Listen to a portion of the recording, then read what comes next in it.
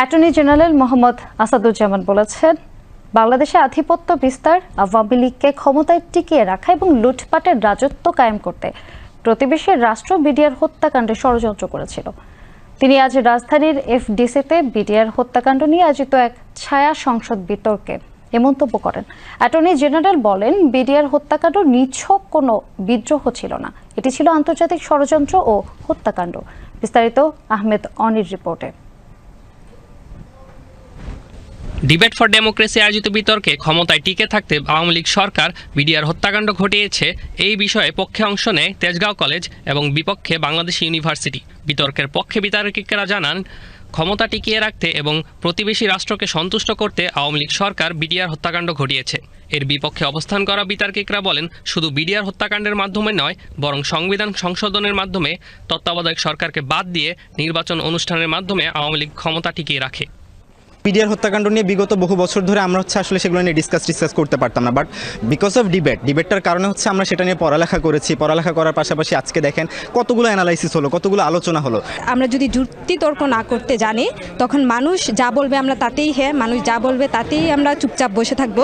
কিন্তু আপনার এই বিতর্ক করার মাধ্যমে আপনার হানায়ের একটা মনোভাব আপনার মধ্যে তৈরি হয়, এমনকি আপনি খুব ভালোভাবে আপনি সঠিক সিদ্ধান্তে পৌঁছাতে পারেন। প্রধান অতিথির বক্তব্যে attorney general advocate Mohammad Asaduzzaman বলেন, বিডিআর হত্যাকাণ্ড নিছক কোনো বিদ্রোহ ছিল না, এটা ছিল আন্তর্জাতিক ষড়যন্ত্র ও হত্যাকাণ্ড।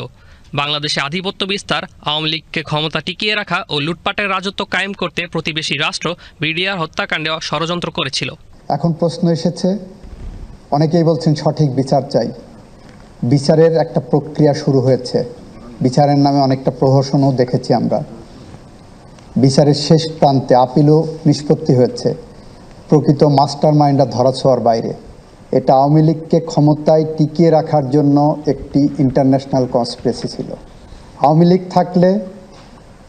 লীগ ক্ষমতায় থাকলে বাংলাদেশের উপরে আধিপত্যবাদী শক্তির, সাম্রাজ্যবাদী শক্তির, দখলদারিত্ববাদী শক্তির যে পথ সুগম হয়, কুসুমাস্তীর্ণ হয়, সেইটা করার জন্যই আমরা শুনেছি একটি বন্ধু রাষ্ট্র বন্ধুত্বের হাত বাড়িয়ে দেওয়ার নাম করে বাংলাদেশের লুটপাটের রাজত্ব কায়েম করেছিলেন। ছায়া সংসদে সভাপতিত্ব করেন debate for democracy chairman Hasan Ahmed Chowdhury Kiron. প্রতিযোগিতায় সরকার দলের প্রস্তাবটি গৃহীত হয় এবং তেজগাঁও কলেজ বিজয়ী হয়। প্রতিযোগিতা শেষে বিজয়ীদের হাতে পুরস্কার তুলে দেন attorney general advocate Mohammad Asaduzzaman. Ahmed Oni, BTV news.